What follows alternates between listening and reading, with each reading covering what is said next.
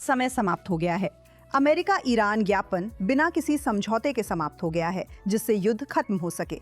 कोई हैरानी की बात नहीं।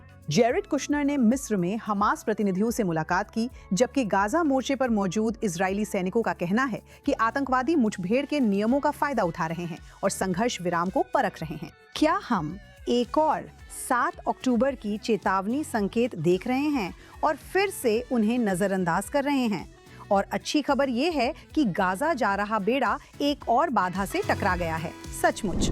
सभी का फिर से स्वागत है हमारे यरूशलेम स्टूडियो में, यहाँ क्वाड में मेरी शानदार पैनल के साथ। और आज हम कुछ काफी गंभीर मुद्दों पर चर्चा कर रहे हैं। 60 दिन किसे पता था? सच कहूँ तो मुझे याद भी नहीं है कि घड़ी कब शुरू हुई थी, कब रुकी थी।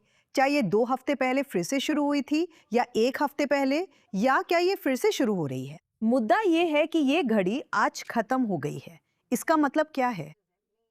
क्या ये वाकई में अच्छी बात है कि ट्रंप वक्त खरीद रहे हैं और इस्लामिक रिपब्लिक की आर्थिक रूप से नाकेबंदी कर रहे हैं? लोग वाकई में कमी मुश्किलों का सामना कर रहे हैं और शायद वे बहुत जल्द अपने सैनिकों को वेतन भी नहीं दे पाएंगे, या फिर वे हमें बस टाल रहे हैं क्योंकि होर्मुज जलडमरू मध्य की वजह से। क्या ट्रंप बस मिड टर्म्स का इंतजार कर रहे हैं, जैसा मुझे लगता है? और उसके बाद क्या होगा? एमिली, ईरान के साथ क्या चल रहा है और क्या इस 60 दिन की मेमोरेंडम की मियाद खत्म होना वाकई में कोई मायने रखता है? नहीं, मुझे नहीं लगता कि इसका कोई मतलब है। मुझे लगता है कि इसका शुरू से ही कोई मतलब नहीं था। जाहिर है ट्रंप समय खरीदने की कोशिश कर रहे हैं। मुझे ये भी लगता है कि सबसे ज्यादा संभावना है कि ये मिड टर्म्स की वजह से है। मैं अभी भी इसे स्वीकार नहीं करती। मतलब मैं अब भी नहीं मानती कि ये करने लायक बात है, हालांकि मैं इसे समझती हूँ। लेकिन ईरान में अभी जो स्थिति है वो सच में बहुत ही विनाशकारी है आर्थिक रूप से। मेरा मतलब, लोग सचमुच रोटी तक नहीं खरीद सकते। वे तो मांस जैसी चीजें तो बिल्कुल भी नहीं खरीद सकते। और ये कोई गरीब देश नहीं है, ठीक है? ये एक बहुत संसाधन संपन्न देश है जो बहुत शिक्षित और काफी विकसित है। ये उन दूसरे देशों जैसा नहीं है जिनके बारे में हम ऐसी स्थितियों में सुनते हैं। इसे कभी भी ऐसा नहीं दिखना चाहिए था। और फिर भी आप जानती हैं, लोग रोटी भी किश्तों में खरीद रहे हैं। मतलब वे सचमुच यहाँ वॉन्ट तक कि परिवार अमीर की तरह परिवार नहीं भी। कर सकते। मुद्रा में हाइपर इन्फ्लेशन है। इस समय महंगाई हाँ। बहुत ज्यादा है। ईरान के अंदर भी ऊर्जा की भारी कमी है, जबकि वो धरती के सबसे अधिक ऊर्जा संसाधनों से समृद्ध देशों में से एक है। वे ईरान के अंदर लोगों के लिए गैस आयात कर रहे हैं। मेरा मतलब है, ये वाकई एक विनाशकारी स्थिति है और ये सब अमेरिका की नाकाबंदी की वजह से है। लेकिन इसके अलावा कोई विकल्प नहीं है। मुझे लगता है कि लोग ये नहीं समझते कि आप जानते हैं, ठीक है, शायद वे अभी बम नहीं गिरा रहे हैं, लेकिन यह वास्तव में सही शब्द क्या है? दबाव डालता है।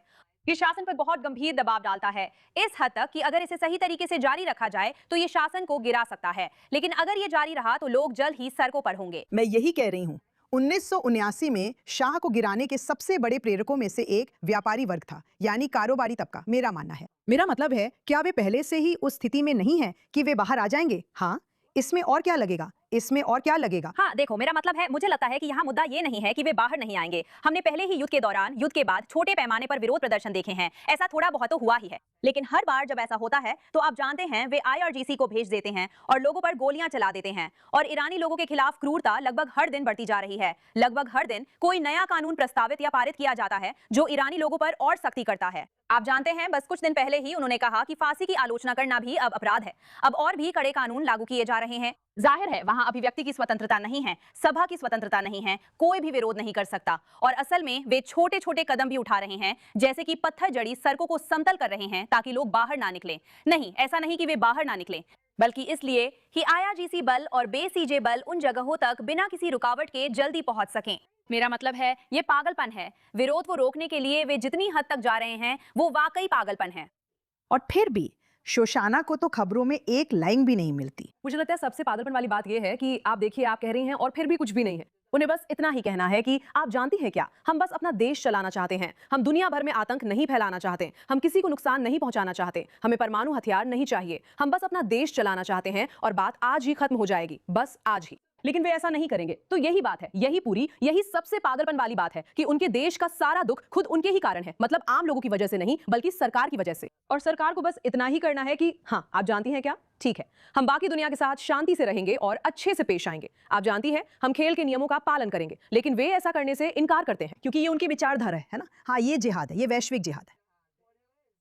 तो देखो एमिली, तुम कह रही थी कि ईरानी लोगों के बारे में, और तुम जानती हो, ये दुख की बात है।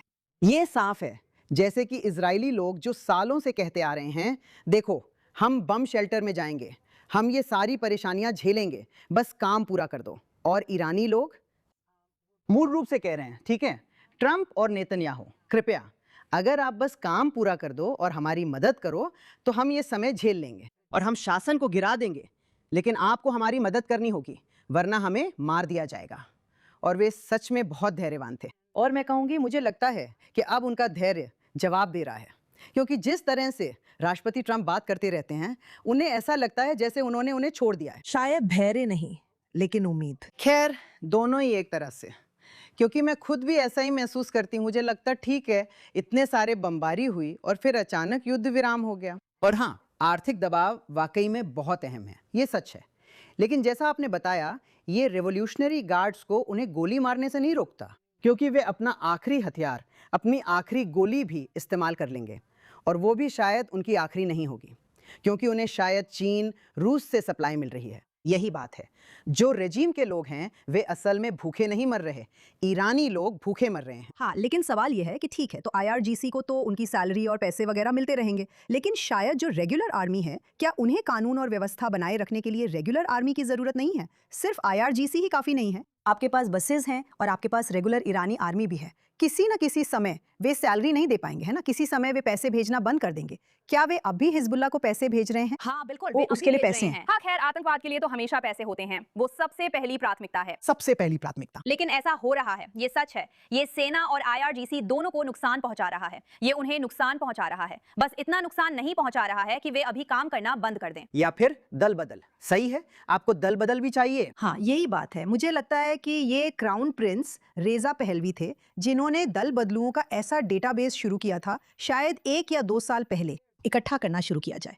और सच में उम्मीद थी कि एक महत्वपूर्ण संख्या में लोग आगे आ रहे हैं, जैसे कि वे कह रहे हों, हम अपनी ही जनता को सड़कों पर गोली नहीं मारेंगे। मेरा मतलब है, क्या सच में बुराई की ताकतों ने पूरी तरह से कब्जा कर लिया है, या ये लोग अब अपनी जिंदगी के लिए लड़ रहे हैं? जैसे क्या माफी से मदद नहीं मिलेगी? मैं समझ नहीं पा रही हूँ। अच्छा, नहीं, मैं एमनेस्टी इंटरनेशनल की बात नहीं कर रही हूँ। मेरा मतलब है उन्हें माफी देना। क्या इससे और लोग नहीं जुड़ेंगे? बात यह है, हम पीछे से सोचकर उनके पतन की योजना कैसे बना सकते हैं? असल में समस्या ये है कि इस्लामिक रिपब्लिक ने बहुत ही चालाकी से आतिश यानी असली सेना के सभी वरिष्ठ पदों पर अपने लोग बिठा दिए हैं। यही समस्या है। मेरा मतलब है, सशस्त्र बलों का प्रमुख भी स्कूल के प्रमुखों में से एक के रिश्तेदार हैं। उन्होंने सच में पूरी तरह से नियंत्रण कर लिया है और क्राउन प्रिंस रेजा पहलवी के पास वाकई में कई दसियों हजार लोग हैं जिन्होंने पाला बदल लिया है। समस्या ये है कि वे लोग जिम्मेदार पदों पर नहीं हैं। तो वे एकजुट ताकत के रूप में कैसे इकट्ठा हो सकते हैं जब कोई वहां है, कोई वहां है, कोई वहां है? हमारे हिसाब से इसे लागू करना काफी मुश्किल है। हो सकता है और भी बहुत कुछ हो जो हमें पता ना हो, लेकिन मुझे लगता है कि यहाँ सबसे बड़ी समस्या और ईरानी लोगों के आगे बढ़ने में सबसे बड़ी बाधा यह है कि उनके पास हथियार नहीं है। आखिरकार उनके पास खुद की रक्षा करने के लिए हथियार नहीं है। मुझे सच में विश्वास है कि अगर उनके पास हथियार होंगे और जरूरत पड़ी तो वे सड़कों लेकिन पर वही तो उतरेंगे और समस्या उनका है। इस्तेमाल करेंगे। और हमेशा बातें और अफवाहें थी कि जेडी वेंस ने ये लीक किया कि हम कुर्द बलों को हथियार दे रहे हैं या देने वाले हैं, जो असल में युद्ध में प्रशिक्षित हैं। वे लोग प्रशिक्षण ले रहे हैं, वे सैन्य कर्मी हैं। उस विचार के साथ क्या हुआ? तुर्की जितना हमें पता है वही है, हमेशा तुर्की ही होता है ना? और तुर्की की बात करें तो वे वहां भी दखल देते हैं जहां उन्हें नहीं देना चाहिए। जेरेड कुशनर इस क्षेत्र में है और उन्होंने हमास से मुलाकात की। जी हाँ महिलाओं और सज्जनों, उन्होंने उस आतंकवादी समूह से मुलाकात की जिसे उनके 20 सूत्रीय योजना के अनुसार गाजा के भविष्य में कोई भूमिका नहीं होनी थी। और मैंने सोचा 15 सूत्रीय योजना के अनुसार अब तो मुझे पता भी नहीं है कि हम कितने बिंदुओं की बात कर रहे हैं, और फिर भी अमेरिकी सरकार इस आतंकवादी समूह को वैधता दे रही है जो पूरे देश और दुनिया भर के यहूदियों, जिसमें जेरेड कुशनर भी शामिल हैं, के विनाश के लिए पूरी तरह से कटिबद्ध है। उनके साथ बैठना, आप समझिए, आप इसके बारे में बहुत कुछ लिखती हैं और शायद आप जानती, वो कहेंगे ठीक है आपको अपने दुश्मनों के साथ बैठना होगा। अब मैं दूसरी तरफ के लोगों के साथ बैठने जा रही हूँ। हम अंत लाने की कोशिश कर रहे हैं, हम हमास को निरस्त्र करने की कोशिश कर रहे हैं। सबसे पहले आप जानती हैं, सबको पता है कि उनका ऐसा मतलब नहीं है, वे झूठे हैं, वे हत्यारे हैं, वे बलात्कारी हैं, तो हम क्यों माने कि वे निरस्त्र हो जाएंगे? दूसरा, 15 सूत्रीय योजना में भी ये कहा गया है कि ठीक है, हम रक्षात्मक हथियार रख सकते हैं। रक्षात्मक हथियार आखिर होता क्या है? कोई मुझे बताएगा? कलाश्निकोव, क्या वो रक्षात्मक हथियार है? वो क्या उम्मीद कर रहे हैं कि यहाँ क्या होने वाला है? और यही मैं आज सुबह पढ़ रही थी। यहाँ एक तरह की गंदी चाल है इजराइल को, सभी अरब देशों को, यूएई को, तुर्की को घेरने की। ऐसा नहीं है कि उनका हम पर कोई प्रभाव है या होना चाहिए। लेकिन क्षेत्र के सभी देश इजराइल पर दबाव बना रहे हैं कि वह इस 15 सूत्रीय योजना को स्वीकार करे। भले ही इसमें क्रम यह नहीं है कि पहले आप हथियार डालें और फिर हम पीछे हटेंगे। नहीं नहीं नहीं, हम कभी ना कभी हथियार डालेंगे, आप पीछे हटिए। ठीक है, तो सबसे दिलचस्प बात यह है कि जब वे कहते हैं कि वे हथियार डालने जा रहे हैं, तब भी वे कहते हैं कि हम हथियारों से छुटकारा नहीं पा रहे हैं। हम उन्हें तकनीकी प्रशासन यानी गाजा में शासन के विकल्प के तहत स्टोरेज में रख देंगे। भागो दोस्त, जो हमास द्वारा चलाया जाएगा, या फिर फिलिस्तीनी प्राधिकरण फतह, जो उतनी ही खराब है। लेकिन बात यह है, आप कह सकते हैं कि जैरेड कुशनर और स्टीव विटकॉफ की दो व्याख्याएं हैं। हाँ, और चलिए मान लीजिए जो ज्यादा कहें तो शत्रुतापूर्ण व्याख्या है, ठीक है, वो ये है कि उनकी कतर में खास तौर पर और अन्य जगहों पर गंभीर आर्थिक रुचियां हैं और इसलिए वही उनके हर काम को दिशा देता है। अब मान लीजिए आप कहना चाहते हैं कि नहीं, ये एक षड्यंत्र सिद्धांत है, ठीक है, और आप एक ज्यादा उदार दृष्टिकोण देना चाहते हैं। हाँ, ज्यादा उदार दृष्टिकोण यह है कि वे मूर्ख हैं और जिस तरह से इजराइल इन दशकों में मूर्खता कर रहा था, जिसे हम कंसेप्जिया कहेंगे, ये विचार कि हमारे ये क्रूर दुश्मन हैं, ठीक है, तो हम उनसे शांति कैसे बनाएंगे? एक तरीका है, आप उनसे लड़ते हैं और फिर आप कहते हैं चलिए बातचीत की मेज पर चलते हैं, और आप कहते हैं चलिए उन्हें देते हैं, चलो उन्हें हथियार और एक पुलिस बल देते हैं और फिर वे हमें पसंद करेंगे। और ये वास्तव में इजराइल राज्य की शुरुआत से ही चल रहा है। आमतौर पर यहाँ तक कि 1948 में भी विचार यही था। इजराइल में उन लोगों के बीच मतभेद था जिन्होंने कहा आपको इजराइल की भूमि में सख्ती से आगे बढ़ना होगा, और दूसरे लोग जिन्होंने कहा नहीं नहीं नहीं, चलिए अरबों को उनका स्वास्थ्य देखभाल दे देते हैं और उनके साथ अच्छे संबंध बना लेते हैं और फिर हम सब हमेशा खुशी खुशी रहेंगे। तो मैं कहती हूँ कि अधिक उदार व्याख्या यह है कि जैरेड कुशनर और स्टीव विटकॉफ मध्य पूर्व को लेकर किसी भ्रमलोक में जी रहे हैं। तो ये ज्यादा उदार है बजाय इसके कि उनके आर्थिक हित हैं जो उन्हें दिशा दे रहे हैं। मुझे लगता है कि दोनों बातें सही हैं। दरअसल मुझे शायद लगता है कि वे बोले। बेहद अच्छे हैं। जाहिर है ये साबित हो चुका है कि दोनों स्टीव विटकॉफ और कुशनर का कतर में गंभीर आर्थिक हित है। क्या वो उनके फैसले को प्रभावित करता है? मैं ये तय करने का जिम्मा आपको छोड़ती हूँ, लेकिन ये बहुत साफ है कि उनमें से कोई भी वाकई में मध्य पूर्व की मानसिकता को नहीं समझता, क्योंकि वे अरब दुनिया में जिन लोगों से मिल रहे हैं वे सब के सब सबसे ऊंचे दर्जे के लोग हैं। मुझे कोई अंदाजा नहीं है, स्टीव विटकॉफ जानते हैं, आप जानते हैं, कतर के उच्च वर्ग को वो बहुत अच्छी तरह जानते हैं, लेकिन वो गजा के उन लोगों को नहीं जानते जिन्होंने 7 अक्टूबर को इजराइल पर हमला किया और बड़े पैमाने पर बलात्कार और अपहरण किया। तो उनकी आपस में कोई बातचीत ही नहीं है। कि मध्य पूर्व वास्तव में कट्टरता के मामले में किसका सामना कर रहा है, इसका कोई भी सही अंदाजा नहीं है। वे ऐसा करेंगे ईरान का इस्लामिक गणराज्य के साथ बातचीत करने के बाद, और कह रहे हैं कि ये लोग शुरू से ही बातचीत में कह रहे थे हमारे पास 11 बम हैं, आप जानते हैं, परमाणु बम।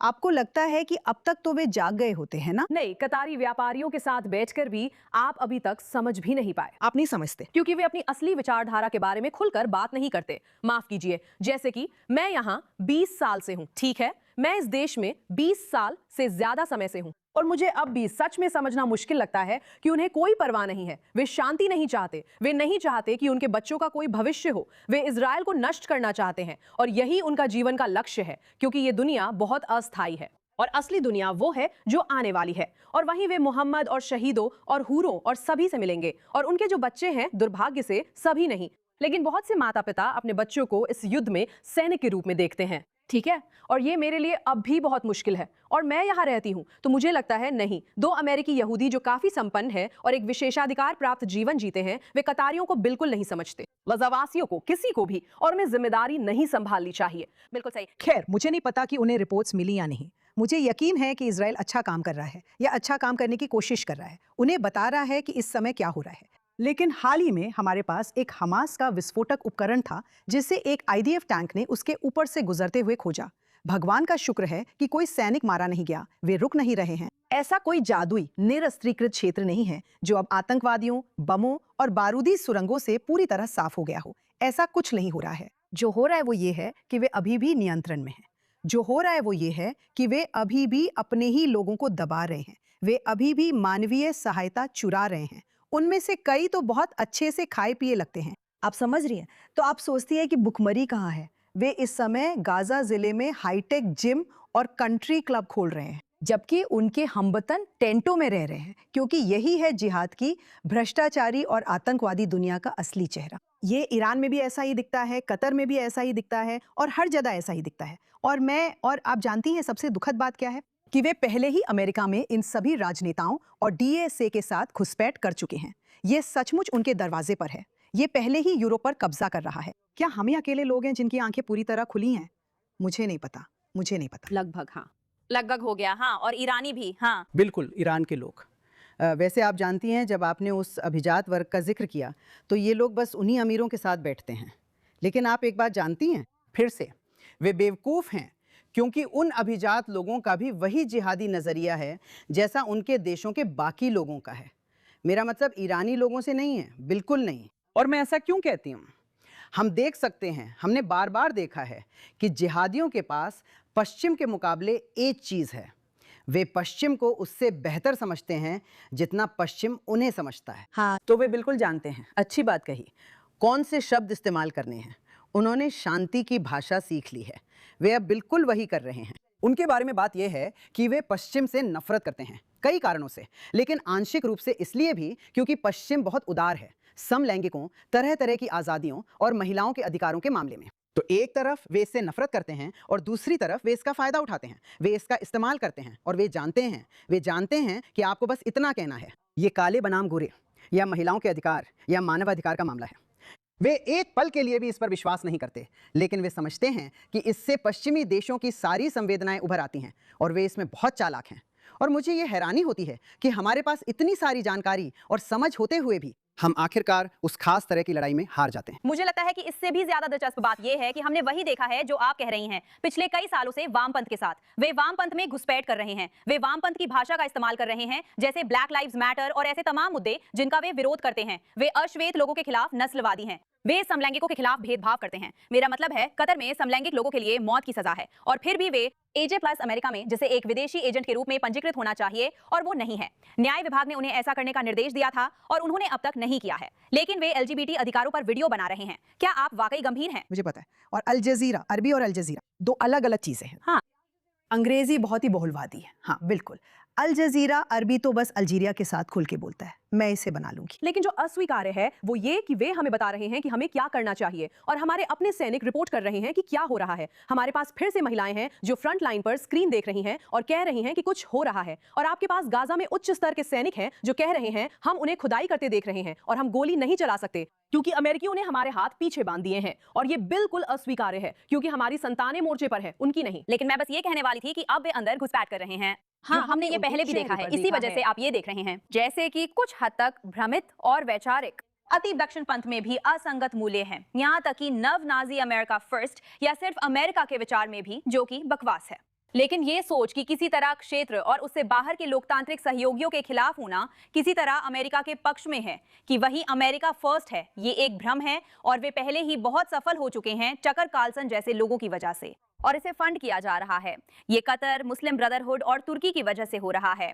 ये भी मुस्लिम ब्रदरहुड के साथ पिछले जुड़े हुए हफ्ते हैं। एक रिपोर्ट आई थी कि एर्दोगन के चचेरे भाई जो अमेरिका में किसी तरह की तुर्की शैल गैर लाभकारी संस्था चलाते हैं, उन्होंने टकर कार्लसन से मुलाकात की थी, व्यापार के सिलसिले में मुलाकात की। साझेदार नील फिंच, नील पीटर मैटल ने इन सभी पॉडकास्ट इजराइल आप जानते हैं अमेरिका फर्स्ट लोगों से मुलाकात की, जिनका सारा ध्यान सिर्फ इजराइल पर ही रहता है। आप देख सकते हैं बिल्कुल हमारे साथ। आप जानते हैं आप अमेरिका फर्स्ट चाहते हैं, आप बस हमारे बारे में ही बात करते रहते हैं। शायद अपनी जिंदगी में कुछ और कर लो हारे हुए, तो इसमें पूरी तरह घुसपैठ हो चुकी है और ये लगभग ऐसा है जैसे पैसा ही सब कुछ है और कोई भी बिकने के लिए तैयार है, क्योंकि वे तुम्हें खरीद लेंगे। तुम्हें खरीद लूंगी, वो बस तुम्हें खरीद लेंगे। तो आप जानते हैं, शोशाना की बात को जोड़ते हुए, कि गाजा बॉर्डर पर क्या हो रहा है और सैनिकों के साथ, और वे जो निगरानी चौकी पर हैं, महिलाएं जो काम कर रही हैं, खेतों की निगरानी कर रही हैं।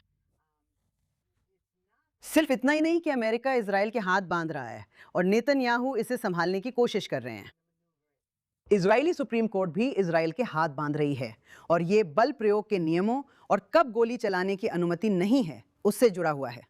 और ये सब 7 अक्टूबर से पहले भी था। बहुत सारे हाई कोर्ट ऑफ जस्टिस के फैसले थे कि कब गोली चलाने की अनुमति नहीं है, और ये अभी की चर्चा के लिए इसलिए महत्वपूर्ण है क्योंकि फिलहाल हम इसमें शामिल हैं। हमारे यहाँ भी चुनाव आने वाले हैं, अमेरिका में भी मध्यावधि चुनाव आने वाले हैं, इजराइल में अक्टूबर में आम चुनाव होने वाले हैं, और बहुत से लोग अब भी मानते हैं कि न्यायिक सुधार इन्हीं सब कारणों की वजह से और भी कई कारणों के साथ ये एक मुख्य मुद्दा है, अगर सबसे मुख्य नहीं तो भी आने वाले चुनाव का। मुझे लगता है कि ये बहुत ही हास्यास्पद है कि वे हमारे देश की रक्षा करने वाले सैनिकों के लिए बल प्रयोग के नियमों में इतनी गहराई तक दखल देते हैं। ये बिल्कुल ही बेतुका है। और मैं आपसे सहमत हूँ। मेरा मतलब है मैं पूरी तरह से आपसे सहमत हूँ। मुझे लगता है कि सरकार ने न्यायिक सुधार जिस तरह से किया वो गलत था। मुझे लगता है कि उन्हें इसे और समझदारी से करना चाहिए था। लेकिन मुझे लगता है कि जब बात राष्ट्रीय सुरक्षा की आती है तो ऐसे मामलों में ये बिल्कुल हास्यास्पद है कि हमारे हाथ एक ऐसे गैर निर्वाचित समूह द्वारा बांध दिए जाते हैं जो मैदान में नहीं है और जिन्हें हमारे सैनिकों की स्थिति की जानकारी नहीं है। उनकी जिंदगियों को प्राथमिकता दी जानी चाहिए और मुझे ये बहुत बहुत परेशान करने वाला लगता है। लेकिन अब कुछ अच्छी खबरों पर। हंडाला 2 नामक एक डेनिश जहाज जर्मनी में एक घाट से टकराने के बाद उसे रोक दिया गया है और उसके इंजन को गंभीर नुकसान हुआ है। ये जहाज पहले डेनमार्क से रवाना हुआ था, जिसमें फिलिस्तीन समर्थक कार्यकर्ता गाजा पट्टी पर इजराइल की नौसैनिक नाकाबंदी को तोड़ने की कोशिश कर रहे थे। जर्मन पुलिस जहाज के चालक दल के खिलाफ जर्मन बंदरगाह को नुकसान पहुंचाने के मामले की जांच कर रही है। ये लोग एक अच्छी कहानी के बारे में बात करते हैं। नहीं, सच में ये तो जैसे कर्मा है। मुझे बहुत अच्छा लगता है जब मैं कर्मा को अपनी आंखों के सामने देखती हूँ। ये कर्मा है, एक झुंड दिखावटी बेवकूफों का जिन्हें ब्रेन वॉश किया गया है, नीले बालों वाले। तुम जानती हो, बगल के बालों के साथ और बिना नहाए एक जहाज में चढ़ गए हैं ताकि नौसैनिक नाकाबंदी को तोड़ सके। किस वजह से मुझे नहीं पता, वो इसके बारे में बात भी नहीं कर रहे हैं। अब तो मानवीय सहायता की भी बात नहीं है, वो बस नाकाबंदी तोड़ना चाहते हैं। और वैसे भी वो कभी मिस्र पर गाजा पट्टी की नाकाबंदी का आरोप नहीं लगाते। बिल्कुल, इतने सालों से नहीं, वो कहते हैं कि हमें इजराइल की नाकाबंदी तोड़नी है, मिस्र को बस इतना करना है। दरवाजे खोल दो। अब वे अपने 5 दरवाजे खोल देंगे। मुझे सबसे अच्छा तब लगा जब उन्होंने मिस्र के रास्ते मदद पहुंचाने की कोशिश की और वहां से ऐसी ऐसी तस्वीरें आ रही थी जहां आप बेवकूफ यूरोपीय थे। Dumb Europeans. Being like, we just want to help the Gazan people and the Egyptians. They know. देखो, The Egyptians are being. वे उन्हें पीट रहे थे। वे कह रहे थे, हमारी मदद करो, फिलिस्तीन को आजाद कराओ। हाँ, तुम कमजोर बूढ़े बेवकूफ, तुम ही आजाद कराओगे। और मिस्री लोग कह रहे थे, बकवास। उन्हें 1 महीने तक लीबिया के एक कैंप में भी रखा गया था। वैसे कोई भी इजराइल के बारे में बात नहीं करता। नहीं, मैं ये कह रही हूँ कि वहाँ एक मानव फ्लोटिला थी। ये एक मानव फ्लोटिला है। दूसरे शब्दों में, कुछ बेवकूफ अफ्रीका और मिडिल ईस्ट में घूम रहे थे और उन्हें जेल में डाल दिया गया। लीबिया में उनकी कोई खबर नहीं मिली। और फिर उनके दोस्त ऐसे थे, हमारे दोस्त कहाँ हैं? क्योंकि आप इजराइल जैसी लोकतंत्र में नहीं फंसते जो आपको हिरासत में लेती है और फिर आपको देश से बाहर निकाल देती है और आपको एक मीट सैंडविच देती है। हाँ, आप शाकाहारी हैं। ग्रेटा एक घटिया इंसान है। खैर, मुझे बस लगा कि ये एक हल्की फुल्की अच्छी कहानी है जो हमें हमारे पसंदीदा सेगमेंट हफ्ते के सबसे घटिया इंसान के मूड में ले आएगी। इतने सारे घटिया लोग और समय इतना कम है। रूथी, तुम्हारी बारी आए हुए काफी समय हो गया है। ये सच है और दुख की बात है, जैसा कि मैंने इस शो में पहले भी कहा है, गंदे लोग और हीरो ढूंढना बहुत आसान है और सच में ऐसा ही है। सच में ऐसा सच ही कहूं है। तो आप हफ्ते की शुरुआत करते हैं तो इस हफ्ते के मेरे गंदे लोग थोड़े अलग हैं।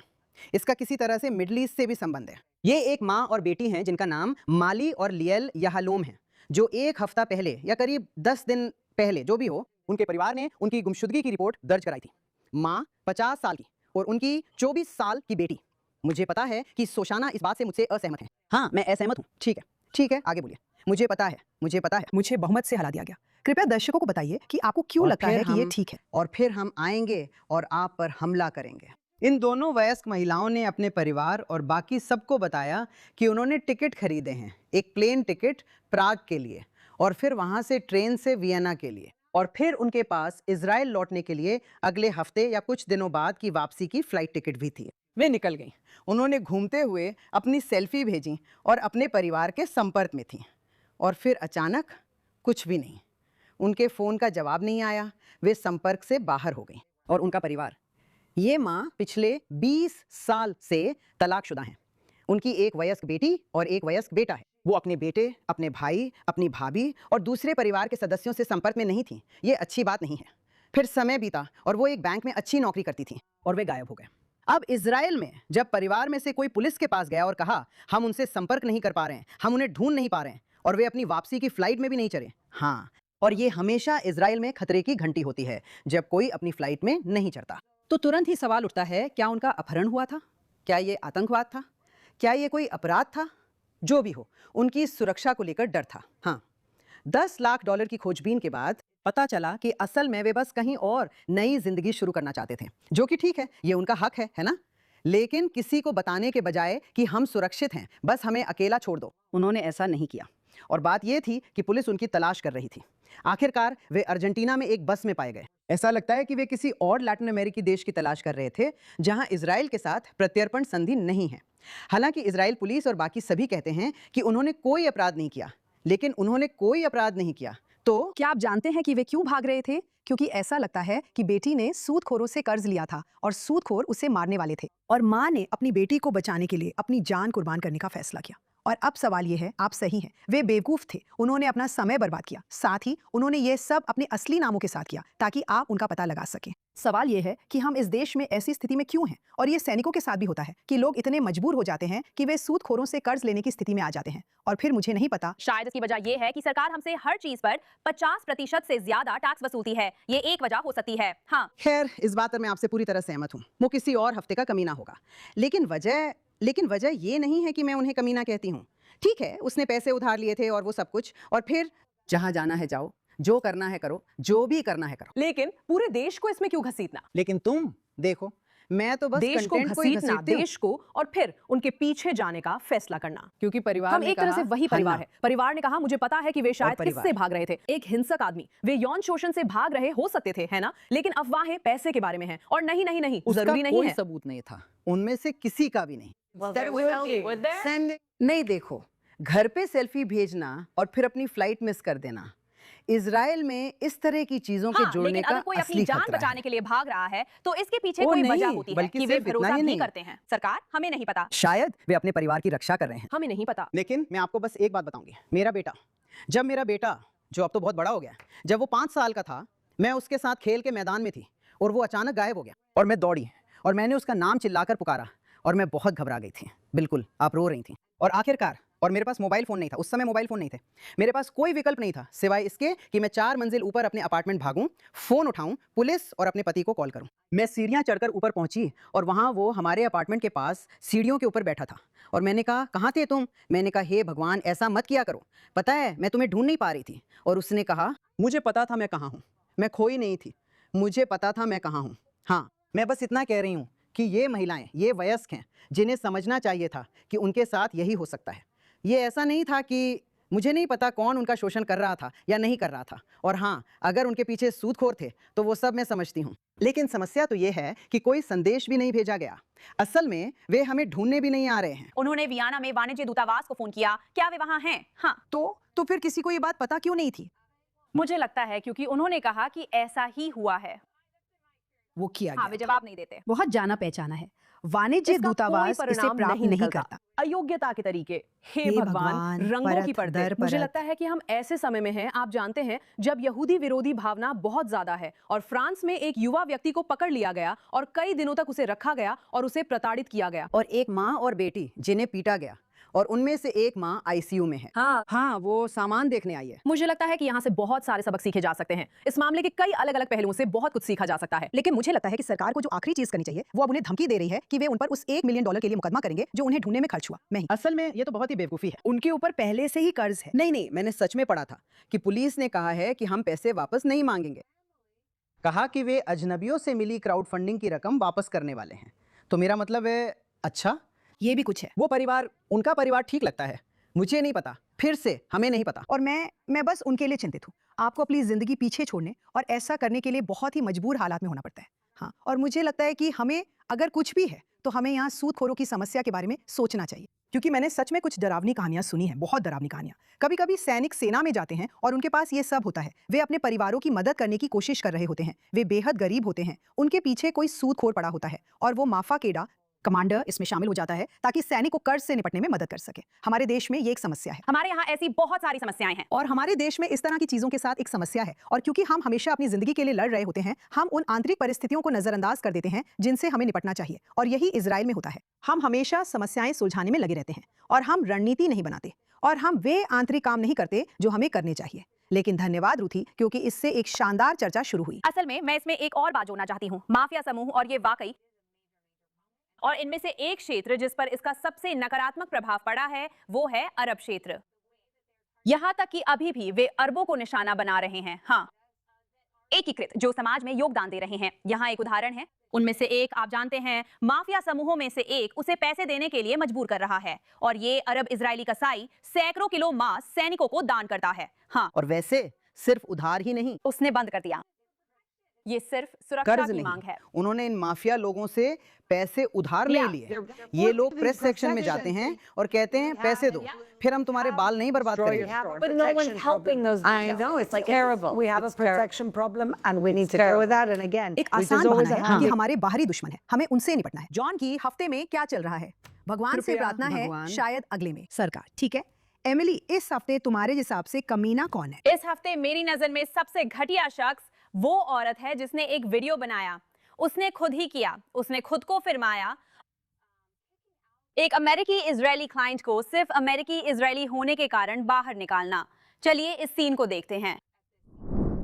इसका क्या मतलब है? इसका मतलब है कि आपने फोटो वीडियो रिलीज फॉर्म पर साइन किया। मैंने कुछ भी गलत नहीं किया। नहीं, इसमें कुछ भी गलत नहीं है। मैंने आपसे विनम्रता से कहा था, आप बस इजराइल कहते आपको रहे, मुझे आप ऋण देना राजनीति चाहिए। की बात बिल्कुल कर भी रहे हैं हम नहीं। सबकी। मुझे ऐसा सिखाया गया था। मुझे लगा हम अफगानिस्तान के बारे में एक शानदार बातचीत कर रहे हैं, जैसे एक संस्कृति के बारे में जो वास्तव में कोई हाँ, ये बहुत प्रशंसक सुंदर है, नहीं। धन्यवाद। और मुझे ये बहुत पसंद है। मैं बार बार कहती रही कि ये बहुत शानदार है और मुझे जो आप कर रही हैं वो सब बहुत अच्छा लगता है। लेकिन मैं नहीं, जब आप बार बार कहती हैं। आप कह सकती हैं कि मेरी जमा राशि वापस दे दो। मुझे बिल्कुल अंदाजा नहीं था कि आप ऐसा करेंगी। जब आप इस तरह की बातें कहती हैं जैसे मैं इजरायली अमेरिकन हूँ और फिर मैं ऐसी बातें कहती हूँ, ओह मैं सच में इसका मैंने समर्थन कुछ भी नहीं नहीं करती, कहा इसमें अगर- विश्वास नहीं करती। इजराइल लेकिन तुम ऐसा कर रही थी और बेबी। फिर तुम और उसकी फिर तुम सफाई उसकी दे रही हो। सफाई जो दे ठीक रही है, हो। तुम जितना चाहो उसकी सफाई दे सकती हो, लेकिन ये मेरा मामला है, ये मेरा, ये बिल्कुल ठीक है, और लेकिन मैं तुम्हें इससे निपटने वाली नहीं। लेकिन तुम्हें मेरा डिपॉजिट वापस दो, और अगर तुम नहीं दोगे तो मुझे कानूनी कार्रवाई करनी पड़ेगी। इस महिला कैरनी ब्राउज अलेक्जेंड्रिया वर्जीनिया में जरूर इनके बारे में समीक्षा लिखें। तो उन्होंने इस क्लाइंट को आईब्रो अपॉइंटमेंट के लिए बुलाया। वे बातचीत कर रहे थे। महिला बोल रही थी वो एक लेखिका है। उन्होंने एक किताब लिखी है जो एक अफगान लड़के और एक यहूदी लड़के की कहानी है, जो दोनों साथ में अमेरिकी सेना में शामिल होते हैं। जो भी हो, आप जानते हैं, सह अस्तित्व और दोस्ती की कहानी। और बातचीत में ये बात सामने आई कि ये महिला जो लेखिका है वो अमेरिकी है, इजरायली, जो जाहिर है करीम्स ब्राउज की महिला को ट्रिगर कर गया और वो इजराइल के बारे में बात नहीं करना चाहती थी। भले ही वो महिला बस इतना कह रही थी कि वो वास्तव में एक इजरायली है।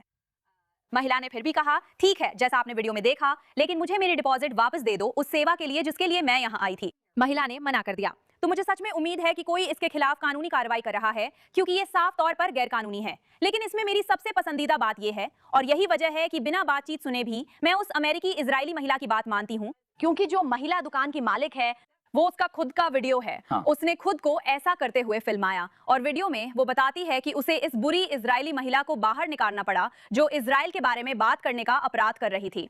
ये बहुत ही हास्यास्पद है और वो वीडियो में और भी आगे बढ़ जाती है, ये कहकर कि वो राजनीति के बारे में बात नहीं करना चाहती और बड़े मुद्दे उसे परेशान कर देते हैं, क्योंकि फिलिस्तीनी नरसंहार की वजह से, और वो अपने स्टूडियो में राजनीति नहीं चाहती, जो पूरी तरह से समझ में आता अगर आपने राजनीति पर वीडियो रिकॉर्ड ना किया होता, जिसमें आपने एक क्लाइंट को फिल्माया और फिर उसे अपनी सोशल मीडिया पर अपलोड कर दिया। मतलब आप क्या कह रही हैं? आप राजनीति के बारे में बात नहीं करना चाहती?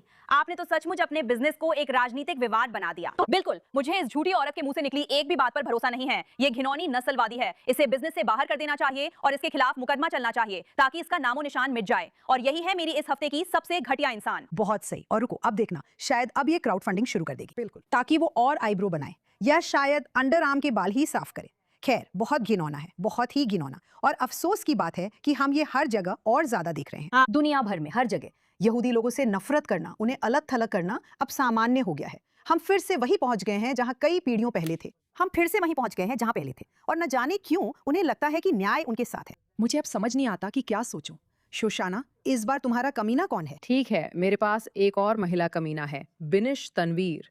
बिनिश तनवीर शायद उसका नाम है, और हमारे पास एक वीडियो है जो मैं तुम्हें दिखाऊंगी। अगर आपने अभी तक नहीं देखा है तो आपको देखना चाहिए। इसमें एक यहूदी डॉक्टर यहाँ बैठी हैं जिन्हें दो लोगों द्वारा परेशान किया जा रहा है, हमला किया जा रहा है, गाली दी जा रही है, जिन्हें आप कैमरे पर नहीं देख सकते, लेकिन मेरे पास उसकी तस्वीर है क्योंकि हम पड़ताल करते हैं। ये किसी टाउन स्क्वायर इवेंट में था। आप जानते हैं, शिकागो में निवासियों को बोलने का मौका मिलता है और वो सचमुच बैठी हुई हैं। खैर, जानते हो क्या? चलो बस देखते हैं। कृपया कृपया। हम आपसे बात नहीं करना चाहते, सिर्फ एक साधारण अनुरोध। इसीलिए उसने मास्क पहना है।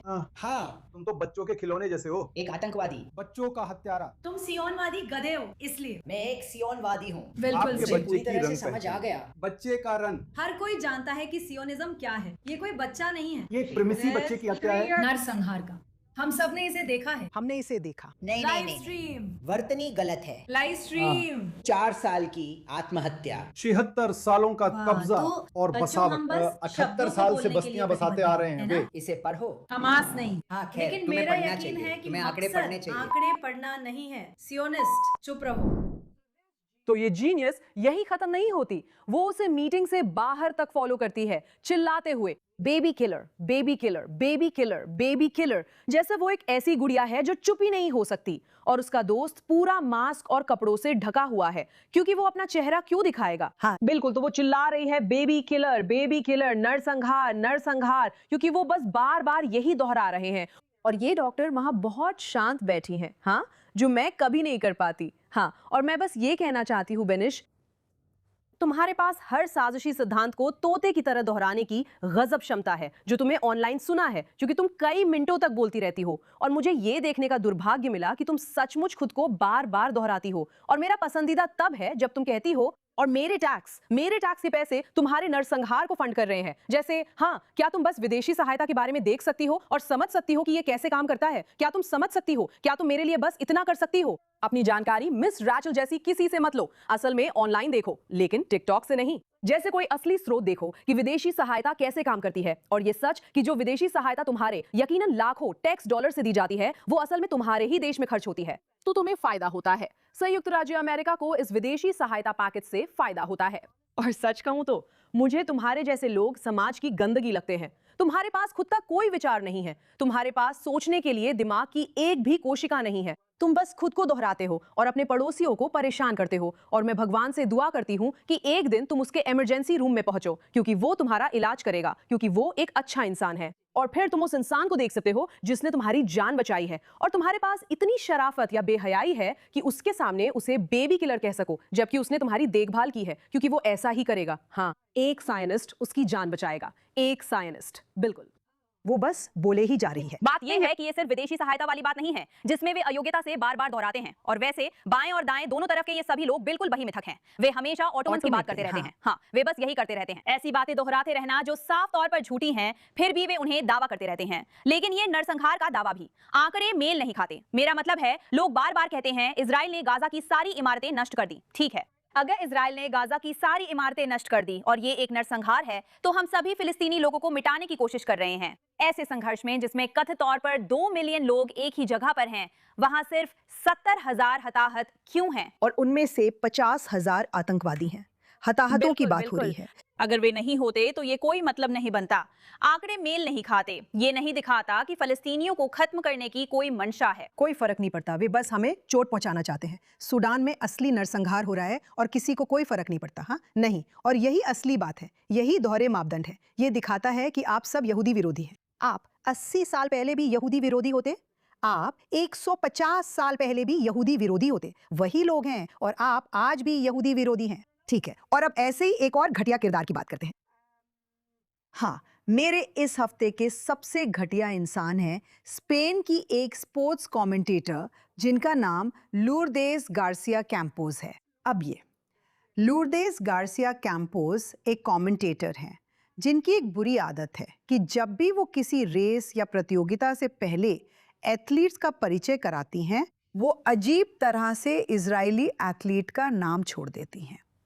अब ये सब तब बहुत साफ तौर पे सामने आया जब उन्होंने ये उंगली शिफ के साथ किया, और इस पे इतना हंगामा हुआ कि उन्होंने जाकर माफी मांगी। लेकिन ऐसा लगता है कि ये उनकी बुरी आदत है जो वो कई बार कर चुकी हैं। सिर्फ एक बार जुबान फिसलना नहीं था कि आप हमारी उम्री को भूल गई। नहीं, आप अदवा कोहेन को भी भूल गई, आप गाल अरद को भी भूल गई। ये सब खिलाड़ी हैं। और अब सगी लाचेल को भी भूल गई। हाँ, लूर्देस, आपको इजरायलियों को भूल जाने की बुरी आदत है, और ठीक वैसे ही जैसे आपके देशवासी यूरोविजन में करते हैं। जब वे लोग इजराइल के गाने की प्रस्तुति के दौरान गाजा में इजरायली द्वारा कथित रूप से किए गए अपराधों की बात करने लगे, परिचय दिया जा रहा था। आप भी अब वही कर रही हैं, क्योंकि आप वही घिनौनी यहूदी विरोधी हैं जैसी तब होती जब मेरे परिवार को स्पेन से भागना पड़ा था। वही लोग, वही बात, यहूदियों को अलग थलग करने और उन्हें निशाना बनाने की वही भयानक भयानक आदत। हाँ, आप वही हैं। ये पूरा स्पेन नहीं है, लेकिन इसमें निश्चित रूप से बहुत सारे यहूदी विरोधी लोग हैं, जैसे लूर्देस गार्सिया कैंपोस, जैसे यूरोविजन के लोग, जैसे मुख्य धारा की मीडिया, और जैसे वे सारे मूर्ख लोग जो पेड्रो सांचेज को पसंद करते हैं, जो यूरोप के सबसे बड़े यहूदी विरोधी हैं। तो लूर्देस गार्सिया कैंपोस, आप जितना चाहे माफी मांगने की कोशिश कर लें। आप इस हफ्ते की मेरी सबसे घटिया इंसान हैं। मैं अलग नहीं करूंगी आप लोगों के साथ और भी ज्यादा। नहीं, क्योंकि तुम्हें एहसास नहीं है। हाँ, नहीं, सही है। और अगर हम ऑन एयर ना होते तो मैं इससे कहीं ज्यादा कड़ी बात कहती। ठीक है, और अब हम अपने दिलों को दुनिया के अच्छे लोगों के साथ शुद्ध करते हैं। और हाँ, वहाँ हैं, दुनिया में बहुत अच्छे लोग हैं, और हमें इंसानियत में अपनी उम्मीद के लिए उसी को थामे रहना है। हाँ, शुशाना, आपसे शुरू करते हैं। मैं बहुत खुश हूँ कि इस हफ्ते हमारे पास ये हीरो है, क्योंकि जब भी मैं न्यूयॉर्क इलाके में पली बड़ी अपनी बातें करती हूँ तो अक्सर कहती हूँ कि इटालियन और यहूदी लोग बहुत मिलते जुलते हैं और हमारी आपस में बहुत अच्छी बनती थी। और एंटरनेट मेरी, वो इंस्टाग्राम पर स्टेला राइजिंग है और उनमें बहुत क्लास है, आप जानती हैं। वो हमेशा बहुत सलीके से रहती हैं और चाहे बाहर अगस्त का महीना ही क्यों ना हो, उनके पास हमेशा उनका फर स्टोल रहता है। हाँ, वही है जो मुझे पसंद है। ये वीडियो देखो, ये वीडियो देखो। क्या आप ध्यान दे रही हैं कि वर्जीनिया में अभी क्या हो रहा है, जहां ये प्यारी सी महिला जो एक ब्रू शॉप की मालिक है, उसने सोचा कि वो चालाकी दिखाएगी और एक यहूदी महिला का फायदा उठाएगी और उसे बेवकूफ़ बना देगी। नहीं बहन, तुमने खुद को ही बेवकूफ़ बना लिया। तो हुआ ये कि उसने उस महिला को बुलाया, कुछ कागजात पर साइन करवाए कि वो उसकी वीडियो रिकॉर्ड कर सकती है। उसने उसका पैसा लिया और फिर उससे थोड़ी बातचीत शुरू की और फिर अचानक बात बदल दी और उससे कहा, मैं ये नहीं कर सकती, मैं अब तुम्हारी प्रो नहीं बना सकती, तुम्हें जाना होगा।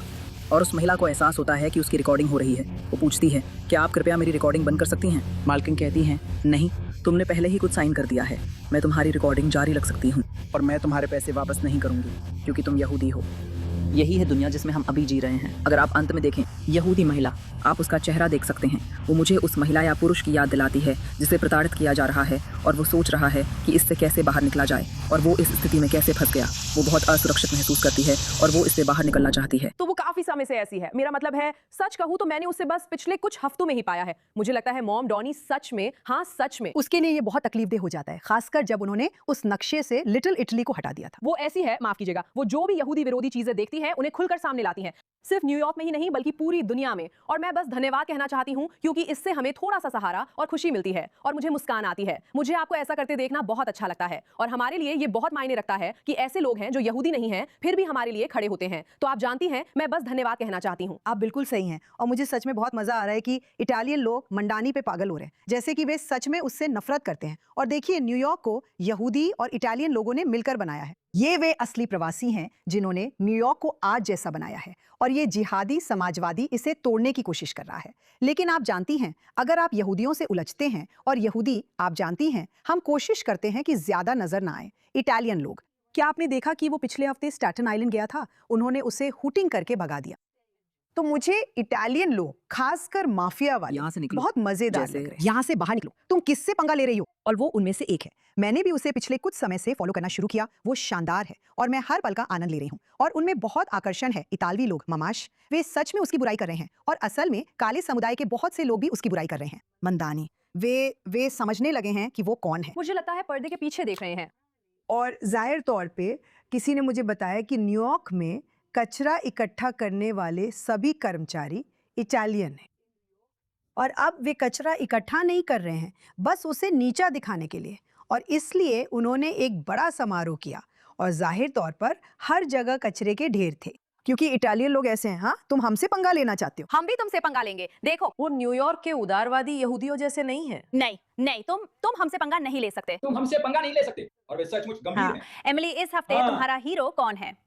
तो हर हफ्ते जब मैं घर पर होती हूँ, मैं अपने पार्टनर योसेफ से पूछती हूँ, मुझे किससे मिलना चाहिए? तुम्हें क्या लगता है, इस हफ्ते का हीरो किसे बनाना चाहिए? और हर एक हफ्ते बिना चूके वो कहते हैं, मुझे इस हफ्ते का हीरो बना दो।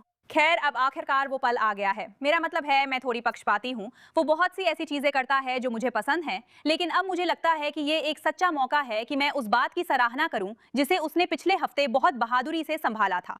हम संयुक्त राज्य अमेरिका में थे। उसने एक बहस में हिस्सा लिया जिसका फॉर्मेट 1 बनाम 10 लोगों का था, मतलब 1 इजराइल समर्थक और 10 इजराइल विरोधी लोग, और वे बहस करने वालों को कई घंटों के दौरान एक एक करके बदलते रहते हैं। अब बहस करने वालों में से एक, जिसका नाम डेनिस फिटोसो है, जिसे डेफ नूडल्स के नाम से भी जाना जाता है, वो थोड़ा सा अल्ट्राइट है। मुझे लगता है पॉडकास्टर टाइप का है। क्या? पूरी तरह से हारा हुआ इंसान। हाँ, पूरी तरह से हारा हुआ। दावा करता है कि वो अमेरिका फर्स्ट है, जैसा कि हम बात कर रहे थे। बहुत बहुत ज्यादा कट्टर है और असल में उसे कैलिफोर्निया की रिपब्लिकन पार्टी से बाहर निकाल दिया गया है, या कम से कम सार्वजनिक रूप से निंदा की गई है जहां वो रहता है। उसके चरम दक्षिणपंथी विचारों के लिए वो एक ग्रोइपर है। वो निक फुएंटेस और दूसरे नव नाजियों का सहयोगी है। यही है उसकी सार्वजनिक पहचान। उसने एक बार कांग्रेस के लिए भी चुनाव लड़ने की कोशिश की थी, लेकिन सिर्फ प्राइमरी चुनाव तक ही पहुंच पाया, जहां उसे 5% से भी कम वोट मिले। जैसा कि मैंने कहा, हारने वाला। खैर, ये आदमी उन 10 बहस करने वालों में से एक के रूप में मंच पर गया। किसी को नहीं पता था कि वो कौन है, ना तो मुझे और ना ही योसेफ को उसके बारे में पता था। मैं असल में कमरे में ही थी, तो मैंने ये सब देखा, और जैसे ही वो बैठा, वो शारीरिक झगड़ा शुरू करने की कोशिश कर रहा था। मुझे नहीं पता कि उसने ये क्यों सोचा कि किसी ऐसे इंसान से झगड़ा शुरू करना अच्छा रहेगा जो पहले गोलानी स्पेशल फोर्सेस में था और जिसने लेबनान में हिजबुल्लाह के खिलाफ लड़ाई लड़ी थी। लेकिन ये छोटी टेनिस के लिए बहुत ही बुरा आइडिया साबित हुआ। सबसे पहले उसने उसे साफ साफ शब्दों में धमकी दी। वो चिल्लाने लगा कि योसेफ एक नरसंहार करने वाला बच्चों का हत्यारा है जिसने स्कूलों पर बमबारी की। मुझे नहीं लगता कि इस आदमी को यह भी पता था कि योसेफ असल में आईडीएफ का वेटरन है और इस जंग में वो गाजा में था ही नहीं। लेकिन वो बात मायने नहीं रखती थी। इन लोगों के लिए तथ्य कोई मायने नहीं रखते। वो एक मकसद लेकर आया था और वो जाहिर तौर पर हाथापाई करना था। खैर, उसने कई बार कोशिश की। उसने पूरी बहस की रिकॉर्डिंग के दौरान 3 अलग अलग मौकों पर योसेफ पर हमला किया। इनमें से 2 कैमरे पर रिकॉर्ड हुए। पहली बार वो मेज के चारों ओर घूमते हुए आया और ऐसा लगा जैसे वो योसेफ का गला घोटने की कोशिश कर रहा हो। वो लगातार कोशिश कर रहा था, आप समझ रही हैं, उसे शारीरिक रूप से कोंचने की, और तरह तरह के इशारे कर रहा था। और जब योसेफ ने कहा, भाई तुम क्या कर रहे हो, मैं तुमसे क्यों लड़ूं, मैं तो यहाँ बहस करने आया हूँ, तुम किस बारे में बात कर रहे हो, उसने बहुत ज्यादा गुस्सा होकर जवाब दिया। उसे गालियां दी, जैसे कि बिच, और कई दूसरी भद्दी बातें पूरी बहस के दौरान कही। वो उसे डराने की कोशिश कर रहा था, आप समझ रही हैं, मेज के ऊपर से चिल्ला चिल्ला कर। लेकिन बात यह है कि जैसे कि आप फुटेज में देख सकती हैं, योसेफ तो जरा भी नहीं विचलित होता। वो तो कोई प्रतिक्रिया भी नहीं देता। डेनिस ने इस मामले में जिस इंसान से वो निपट रहे थे उसे बहुत कम आंका। लेकिन इस हफ्ते योसेफ हद्दाद मेरे हीरो इसलिए हैं क्योंकि उन्होंने इस पूरे झमेले के दौरान, जो कि असल में कुछ घंटों तक चला, जबरदस्त संयम दिखाया। योसेफ ने कोई प्रतिक्रिया नहीं दी। उसने उकसावे में आकर कोई जवाब नहीं दिया। और यहाँ तक कि डेनिस द्वारा दूसरी बार हमला करने की कोशिश के बाद भी, जब उसने बहस के दौरान योसेफ का हाथ पकड़ने की कोशिश की, योसेफ ने अपना हाथ छुड़ाने की कोशिश की, और इसी कोशिश में उन्होंने पूरे डेनिस को खींच लिया, जो 6 फीट से भी ज्यादा लंबे हैं। टेबल के पार लगभग गलती से सिर टकरा गया। और फिर जब योसेफ ने अपना हाथ छुड़ा लिया तो उसने अपना हाथ ऐसे उठाया जैसे वो उसे घूसा मारने वाला हो। और फिर आप देखते हैं कि वो खुद को पीछे खींचता है और खुद को रोकता है। तो इस स्थिति में बहुत ही साफ है कि आक्रामक कौन है और किसके पास वास्तव में स्थिति का नियंत्रण है। हालांकि सबसे डरावना हिस्सा ये है कि बहस के अंत में ये डेनिस वाले हिस्से के होने के 1 घंटे से भी ज्यादा बाद की बात थी। जब योसेफ वेन्यू से बाहर निकले तो डेनिस बाहर पार्किंग में एक डरावने शिकारी की तरह इंतजार कर रहे थे और तुरंत ही फिर से झगड़ा शुरू करने की कोशिश की। अब योसेफ उनके पास से गुजर गए, उन्होंने ध्यान नहीं दिया, उन्हें इसकी कोई चिंता नहीं थी और वे साइट पर दृश्य की फिल्मिंग करने लगे और उनकी पीठ डेनिस की ओर थी, जो फिर उनके पीछे आकर उन्हें गला घोटने की कोशिश करने लगे। 2 अलग अलग लोगों ने उन्हें वहां से हटाया और फिर योसेफ मुड़े और योसेफ को यह एहसास नहीं था कि डेनिस को पहले ही वहां से हटा दिया गया था। लेकिन योसेफ मुड़े और आत्मरक्षा में डेनिस पर एक मुक्का जड़ दिया। अब पुलिस रिपोर्ट दर्ज हो चुकी है, वे जांच कर रहे हैं। उम्मीद है इस व्यक्ति को उसकी हिंसा के लिए गिरफ्तार किया जाएगा। लेकिन फुटेज पर एक नजर डालें। बैठ जाओ। उठो, मैं सही हूँ, मैं सही हूँ, तुम्हारे पास हूँ, मैं तुम्हारे बिल्कुल पास हूँ, मैं सही हूँ, मैं जो चाहूँ वो कर सकता हूँ। क्या हो रहा है, कैसे हो? दोस्तों सच में, चलो अब ऐसा करना बंद करें। एक साइड ऑर्डर ले। मुझे भूख लगी। तुम ले आओ। शॉर्ट्स दो। रुको, इसे ले जाओ। अरे दोस्तों, तुम ऐसा नहीं कर सकते। कृपया वीडियो मत बनाओ। कृपया मत यार, जाओ तुम अंदर हो। मुझे नहीं लगता।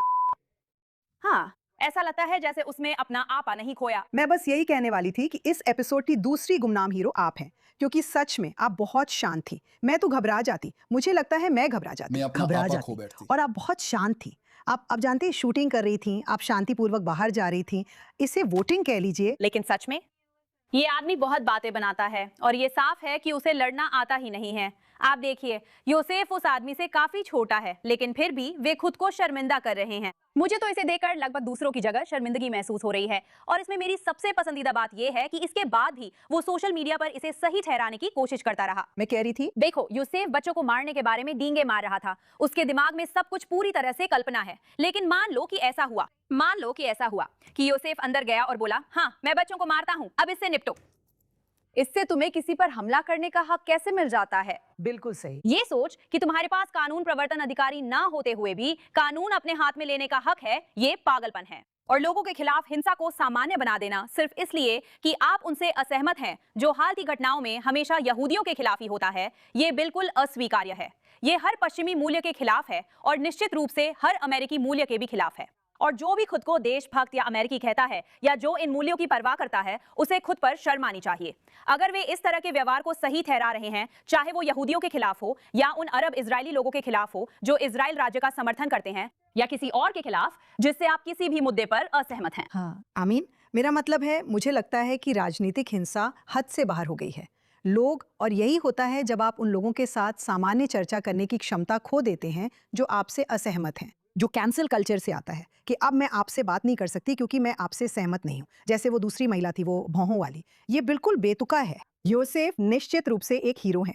मुझे बहुत खुशी है कि इजरायली मीडिया ने इसे उठाया, और आप जानती हैं वो इजराइल में और भी बड़े हीरो बन गए हैं। वो इसके हकदार हैं, और आप भी एमिली, मैं आपको भी इसमें शामिल करूंगी, क्योंकि सच में जिस तरह से आपने अपना संयम बनाए रखा वो वाकई में काबिले तारीफ है। और मुझे समझ नहीं आता कि जब आप अपने परिवार से मिलने कैलिफोर्निया जाती हैं तो आपको ये सब झेलना पड़ता है। ये बहुत ही बेतुका है। ठीक है रूथी, इस हफ्ते आपका हीरो कौन है? Marco Rubio, secretary of state 2015 का हर पल पसंद है। यही 5 में है से 5। जिसे वे सचमुच मार्को रूबियो का फैन कहते हैं। लेकिन इस बार मैं ऐसी चीज के बारे में बात करना चाहूंगी जो सिर्फ राजनीति से जुड़ी है। ठीक है, उन्होंने अपनी पत्नी के साथ एक इंटरव्यू दिया था, मैंने वो देखा, पॉडकास्ट। और जब महा यानी मेक अमेरिका हेल्दी अगेन का विषय आया और स्वास्थ्य सचिव RFK जूनियर का, जो मेरी राय में हर तरह की चीजों को लेकर एक सन की कट्टरपंथी हैं, जिनमें वे बड़े टीका विरोधी भी हैं, वगैरह वगैरह। लेकिन ये उनकी सोच है और ये ठीक है। बहुत से लोग इस डाइट को फॉलो करते हैं। वे, आप जानते हैं, मांस और सौरक्रॉट वाले आहार को सही मानते हैं, जैसा कि मार्को रूबियो ने कहा। कीटो, हाँ कीटो। तो रूबियो कहते हैं, असल में हाँ मैं महा का समर्थन करता हूँ। और उनकी पत्नी ने कहा, नहीं आप नहीं करते, नहीं आप नहीं करते, मैं इसका समर्थन करती हूँ लेकिन। और फिर वे कहते हैं, और वो कहती हैं, इसका क्या मतलब है, आप पॉप टार्ट्स खाते हैं? और उन्होंने कहा, पॉप टार्ट्स तो, और अगर दर्शकों में कोई नहीं जानता कि पॉप टार्ट क्या है, अगर आप अमेरिकी नहीं हैं, ये एक तरह की फ्लैट जंक फूड टार्ट है जिसे आप रखते हैं। ये चपटी और चौकोर सी होती है, अंडाकार नहीं, थोड़ी लंबोतरी, और आप इसे टोस्टर में डालते हैं और 1 मिनट में आपके पास ये गरम ट्रीट होती है जिसमें फलदार फिलिंग होती है। और इसका आविष्कार 1964 में हुआ था। ये पूरी तरह से शानदार ब्रेकफास्ट जंक फूड जैसा था, और उन्होंने कहा ये अमेरिका के सबसे बड़े आविष्कारों में से एक है। क्या आप महा के पक्ष में हैं? मैं महा के पक्ष में हूँ। मतलब मुझे लगता है कि लोगों को स्वस्थ रहना चाहिए। मुझे लगता है आखिर में वो बिल्कुल भी नहीं है। वो क्या खाते हैं? Pop tarts. नहीं, मैं हर दिन पॉप टार्ट्स नहीं खाता। ठीक है, तुम पॉप मिठाइयाँ टार्ट खाते दुनिया हो। के इतिहास में सबसे बेहतरीन अमेरिकी नवाचारों में से एक है। अगर आप सोचें वो तो ये सारी एक चीजें खूबसूरत खाता फॉइल है पैकेज जो में आता आपको है। नहीं खानी चाहिए, हर एक चीज। जैसे क्या? मैं ऐसा क्या खाता हूँ जो मुझे नहीं खाना चाहिए? आइसक्रीम के अलावा कुछ भी, आइसक्रीम के अलावा और क्या? कुछ भी जिसमें शक्कर हो, आप उसे खा लेंगी। और मुझे ये बात इसलिए बहुत पसंद है क्योंकि मुझे लगता है कि लोग हर चीज़ को बहुत गंभीरता से लेते हैं, और वो खुद पर हंस सकते थे भले ही उनकी पत्नी कह रही थी कि आप स्वस्थ नहीं हैं। और साथ ही क्योंकि सेहत, मुझे कहना पड़ेगा, बाकी सब चीज़ों की तरह एक फैशन है। एक पल आपको रेड मीट नहीं खाना चाहिए, अगले पल सिर्फ रेड मीट खाना चाहिए, फिर अंडे खराब हैं, फिर अच्छे हैं, फिर डाइट्स या फिर उपवास, सब बदलता रहता है, जो भी हो। हाँ, और उन्होंने माना कि उन्हें वो चीज़ पसंद है जो जंक फूड है, जिसे टोस्टर में डालते हैं और उसमें बहुत सारा शुगर होता है। और मुझे ये बहुत शानदार लगा। मुझे लगता है कि उन्हें पॉप टार्ट्स के बारे में बात करने के लिए सच में बहुत तारीफ मिली, क्योंकि लोग सच में ऐसा ही सोचते हैं। हाँ, और यहाँ तक कि आरएफ के जूनियर ने भी, मुझे कहना होगा, उनकी हल्की फुल्की खिंचाई की। गुस्सा होने के बजाय दोनों के बीच मजाकिया बातचीत हुई। बुद्धिमान आदमी, बिल्कुल। तो मुझे लगता है कि रूबियो बार बार साबित करते हैं कि वो जैसे हैं वैसे ही हैं। वो जेडी वांस की तरह दिखावा नहीं कर रहे, जिन्होंने अपनी एक अलग छवि बना ली है। आप जानते हैं, रूबियो जैसे हैं वैसे ही हैं। वो अच्छे इंसान हैं, वो जमीन से जुड़े हुए इंसान हैं, वो बहुत ही होशियार हैं, बहुत ही उत्पादक हैं और बहुत ही समझदार भी हैं। और मैं उम्मीद करती हूँ कि अमेरिका उन्हें वैसे ही देखे जैसे वो सच में है। आप जानती हैं, व्हाइट हाउस ने उन्हें सोशल मीडिया पर बने सभी मीम्स का एक बड़ा पोस्टर गिफ्ट किया था, अलग अलग तरह के। उनके हर रोल में एक मीम है और हर कोई मजाक बनाता है कि ट्रंप हमेशा एक बात पर टिके रहते हैं, 4 नौकरियां।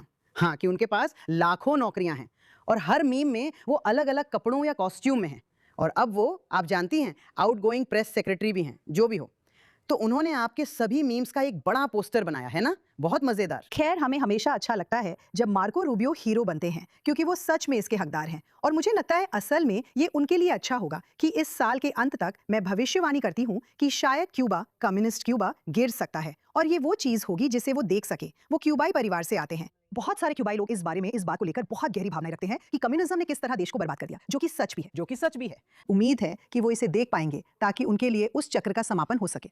और वो वाकई शानदार हैं। ठीक है, धन्यवाद रुथी। वो सच में एक बहुत ही योग्य हीरो हैं। ये पहली बार नहीं है और आखिरी बार भी नहीं होगा। अब मैं खेलों की ही बात कर रही हूँ। हाँ, यहाँ कम खेल कूद वाली इंसान होते हुए भी मैं खेलों की बात कर रही हूँ, क्योंकि जब हमारे देश के किसी खिलाड़ी को सफलता मिलती है तो मुझे हमेशा बहुत गर्व होता है। हमारा देश छोटा है, हमारे पास अपने खिलाड़ियों को ट्रेनिंग देने के लिए असीमित बजट नहीं है। सच कहूं तो कई बार ये काफी दुखद होता है कि हम अपने खिलाड़ियों और संगीतकारों में पर्याप्त निवेश नहीं करते। लेकिन एक शानदार इथियोपियाई इजरायली धावक हैं जिनका नाम गाशाव आयाली है, जिन्होंने यूरोपीय चैंपियनशिप में स्वर्ण पदक जीता, एथलेटिक चैंपियनशिप, और उन्होंने जीत हासिल की और अपनी जीत अपने देश को समर्पित की, क्योंकि वो बहुत बड़े देशभक्त हैं। इसे देखिए। सबसे पहले मैं इजराइल की जनता को धन्यवाद कहना चाहता हूं कि आपने हमें सम्मान के साथ आपका प्रतिनिधित्व करने का सौभाग्य दिया और ये हमारे लिए बहुत बड़ा सम्मान है। व्यक्तिगत रूप से मैं बहुत खुश हूं कि मैं यूरोपीय चैंपियनशिप में एक और मेडल जीतने में सफल रहा। मैं अपनी ये मेडल व्यक्तिगत रूप से पूरे इजराइल के लोगों को समर्पित करना चाहता हूं और मैं आप सभी से बहुत प्यार करता हूं और हम अगले साल फिर मिलेंगे। तो आप जानते हैं, हम अपने खिलाड़ियों के साथ हैं। वे हमें दुनिया भर में बहुत बहुत सम्मान दिलाते हैं और वे बहुत मुश्किल हालात का सामना कर रहे हैं, क्योंकि कभी कभी जब वे बाहर आते हैं तो लोग हूटिंग करते हैं और वे उन परिस्थितियों का सामना कर रहे हैं जिनका सामना कोई और नहीं कर रहा। यूरोविजन में हमारे गायक भी यही झेलते हैं, दुनिया भर में हमारे खिलाड़ी भी यही झेलते हैं। पिछले हफ्ते हमारे पास एक जूडो चैंपियन थी, एक अद्भुत युवा महिला, और आज मुझे खास तौर पे गर्व है कि ये एक इथियोपियाई इजरायली हैं, हमारे अल्पसंख्यक समुदायों के लिए इजराइल में, जिन पर हमें बेहद गर्व है। गाशाव आयाली, आप इस हफ्ते की मेरी हीरो हैं। मैंने वो इंस्टाग्राम पे देखा और मैं भी बहुत बहुत गर्व महसूस कर रही थी। वो सच में देखकर बहुत अच्छा लगा। उसने गोल जीता। ये अविश्वसनीय है, समझ रही हो ना? तुमने गोल जीता। हेलो, वहां बाहर जाना बहुत मुश्किल है, इतनी भीड़ के साथ, इतनी मेहनत के साथ, और हम एक छोटा सा देश हैं। जानती हो, मैं सच में उन सभी लोगों को प्रोत्साहित करूंगी जो दुनिया भर के आम यहूदियों और छुट्टियां मना रहे आम इजरायलियों को परेशान कर रहे हैं। मैं सच में उन्हें प्रोत्साहित करूंगी कि वे जाकर इजरायली जूडो टीम को परेशान करें। हाँ, खासकर महिलाएं, हम उन्हें देखते हैं, उन्हीं के पीछे पड़ो। वे महिलाएं जो मेहनत करती हैं। अगली बार जब योसेफ कहीं भी जाएगा, हम जूडो टीम को जूडो के लिए भेजेंगे। हेलो, और न्यूयॉर्क में इटालियनों के साथ मिलकर वो बहुत अच्छा होगा। चलो चलते हैं। मेरा मतलब, हाँ, हम सच में इन नीले बालों वाले हारने वालों में से किसी के लिए भी एक भीड़ बना सकते हैं। खैर, आपके साथ इस सब पर बात करके हमें बहुत अच्छा लगा। हम शांति के लिए प्रार्थना करते हैं। हम अपने घायल सैनिकों के जल्द ठीक होने की प्रार्थना करते हैं। हम उन परिवारों के लिए प्रार्थना करते हैं जिन्होंने इस भयानक युद्ध में अपने बच्चों को खो दिया, जो हमने शुरू नहीं किया था। और हमें उम्मीद है कि हम आपसे अगले हफ्ते मिलेंगे। देखने के लिए आपका बहुत बहुत धन्यवाद।